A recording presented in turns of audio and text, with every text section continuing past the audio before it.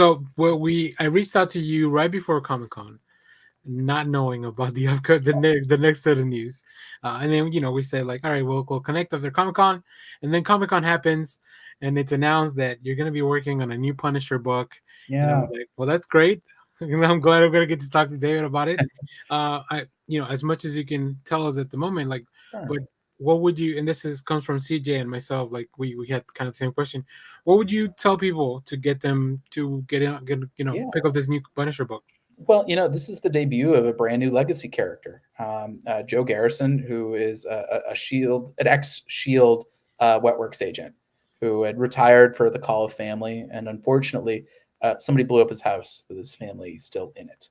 Oh, And the police are all after him, not knowing sort of his identity as a Shield agent, but they just think there's no sign of the husband. Probably the husband did this, right. and so Joe is on the run, trying to figure out who set him up and who killed his family and why. And our opening storyline is very much of sort of how does somebody become the Punisher. This is not something that. Well, I'm not going to spoil the book, but just this is very much about Joe kind of coming to terms with this name. And so a lot of people who have a lot of questions of, why would somebody call themselves this? That's going to be kind of a big part of this opening storyline. And Dave Wachter is delivering just outstanding, beautiful work. I can't say enough great things about working with him. He turned in inks for issue 1 recently, and it's one of the best looking books I've ever worked on. It's just really cool stuff. And yeah, I just this is a cool opportunity to try something new with the Yeah. Punisher, but without kind of sacrificing the intensity or like the grittiness or the attitude that the people, including me, have always liked about the character. And so, there's only so much I can say because I don't want to like spoil Of course. too much about the book. But suffice to say that like the way that I pitched this to Tom Brevoort was I was like, it's kind of like my goal is to make this like John Wick by way of the Equalizer. Okay. Um, That. in Yeah.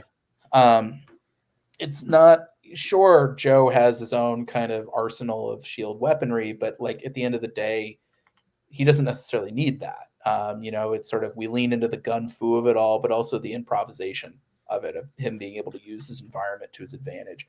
I pitched this as the Danny Ketch to Frank Castle's Johnny Blaze, but really the way that I kind of see it is it's really the Cassandra Cain to Frank's Bruce Wayne, Oh yeah. Yeah. where you throw this guy in a situation and half the fun is like how is he going to fight his way out.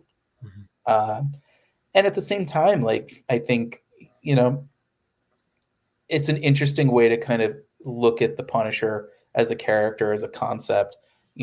Doing it as sort of a clean slate, it kind of offers us some really fun opportunities. Um, Jerry Conway talked about the Punisher as an indictment of society. That like there's something wrong with society if there's somebody like the Punisher is Yeah. allowed to exist, is needed. And my goal is to kind of tell us is to follow this character through that through line of just like, yeah, there are people who fall through the cracks. There are people who the law can't help or won't help. And when that happens, the Punisher shows up. And so I think there's some really cool stuff that we can do that can also really integrate Joe into the Marvel universe in a I think a really fun and cohesive way. It's not to say that like I have any issue with Frank Castle. I certainly don't. I think he's a fun character that there's a lot of cool things you can do with him. But Mhm. there's also just a lot of fun things you can do with a clean slate with a Yep. legacy character. And I think that was kind of the most intimidating part of the assignment, but also the part that I was really excited by. I think Brian Bendis was saying like, never turn down an assignment because it scares you. Yeah. And I think he's Yeah. absolutely right. Um, that like, yeah, it made me nervous at first, but I was just like, oh, it's a legacy character, just the way that Danny Ketch has been, the way Mhm. that Sam Alexander has been, the way that Robbie Reyes has been, the way that Miles Morales has Look been. how many Robins we have. Yeah, I think there's something fun that can be done with this character, and sort of we're able to. I think we're able to take a lot of questions that a lot of people have Yeah. about the Punisher, no matter what your politics are. And I stay tuned. I really do believe that this opening storyline addresses many, if not all, of these questions. But it's better to read it Yeah, than for have you sure. spoil it ahead of time. Let me tell you that Rod Reese cover really, really helped too with pitching this book because oh my goodness, both of the images that we have seen so far are Yeah. amazing. But I'm a big fan of Reese and Well, and let me tell you, like it's one of those things. Those covers look brilliant. Um, but let me tell you, uh, wait until you see the interiors. okay, They are. I mean, Dave Wachter, you might not know his name. He's working on Planet of the Apes right now. oh, that's great book. I'm And loving everything he's doing there. it's funny because it's like he did Planet of the Apes, and then he did Ninja Turtles before that, and so I don't know how he kind of got pigeonholed into the anthropomorphic guy, but like he draws humans great. Yeah, It's one of those things that Dave had not been in my radar until Tom introduced us, and oh my goodness, like this is a guy who knows his best angles. This is a guy who like makes every page hit like a truck. And somehow, sometimes you'll have a book where like things will get lost in translation with the hmm inks, like it'll like the pencils look better than the inks. yeah, But Dave's the opposite. Like his pencils look immaculate and then he adds the inks and you're like, this looks even better. He just really Dave Wacker is going to be a household name, and I'm very excited to write his coattails. that's so awesome. Yeah, Yeah, so one of my favorite things is in the apes book, like just all the faces, like the expressions that he gives to the apes. yeah, Like so, I can't wait to see what he could do with a book like The yeah. Punisher. Very There's a excited. lot of reinterpretation going on here, and we're digging into some we're digging into the Marvel universe Nice. in some fun ways. In terms of adversaries for Joe to have to fight, and some of them are kind of personal favorites of mine growing up. And the way that Dave has been interpreting them is like it's really cool. I'm very excited for people to get to see what Nice. he's been working on. Do you have a particular favorite Punisher run? Boy, there's so many that are really good. I mean, Yeah. Rick Remender's one during Dark Reign, I really Oh like, yeah, yeah, especially with when Jerome Pena was drawing that first arc. That was probably my first favorite Punisher arc. Jason Aaron's Max run is tremendous. Of course, Garth Ennis's run yeah, is spectacular. Greg Rucka and Marco Cicchetto did a fantastic job. The one thing I'll say is because I had somebody ask me this at one point. Like, I love Rachel Cole Alves. I love that character, and I don't have a plan for her yet.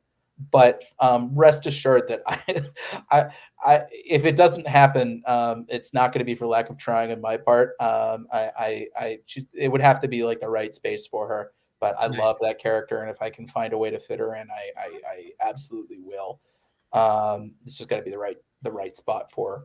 But yeah, so those are kind of the runs that immediately come to mind. But I think for me especially, something that I really wanted to do was make sure that like this is a Punisher that fits within the Marvel universe and not just as oh Daredevil swung by and we hate Frank, or Parker shows up and he hates Frank. Like, um, the Greg Rucka's Punisher War Journal is probably like I think my favorite example of Yeah, finding a way to weave the Punisher in the Marvel universe because and this is maybe no shade to Garth Ennis because he is a brilliant writer, but if you have something like that's that over the top and that violent, like it works when the Punisher's the only character in that universe. It becomes a yeah, little less plausible when like you have the Avengers showing up and meanwhile he's throwing like an old woman's like you know dismembered torso into fire. Like at that point, like Captain America would probably show up, and that's something that will be kind of Yeah. uh, that was sort of something that I had in mind when I was coming up with this new character. Is just like, how do we kind of thread the needle tonally in a way that, like I said, we're not sacrificing any of the intensity or the grit that like you'd see in like in Greg Rucka's run or Rick Remender's run, Mhm. but also just in a way that like, what's the most we can do with this character? If somebody decides, you know, 6 months from now, hey, I'd love to have the Punisher, Joe Garrison show up in this book doing this, it'll work, and it'll fit. So yeah, that's it's a lot of blue sky thinking, but that's the cool thing about working with a blank slate like this is that we're really able to try all sorts of cool new things, because there's no expectation, there's Yeah, for no sure. there's no history to contradict, besides the history that we make. So yeah, some exciting times ahead for Joe. I you know I've probably pitched a good like dozen new villains for Joe to fight, Nice. just of like different, like just some of them like cool things from like Punisher lore, and other things just like, oh, this would be like a cool thing that I haven't seen in the Marvel universe. So this is really like an exercise in growth and what can I add. I've gotten to play with all the cool toys in the sandbox, and maybe now I can add a few more. So That's that's amazing. that's the goal anyway. Great. Well, this book comes out on November 8th. Yep. So make sure to go to your shop, pre-order that.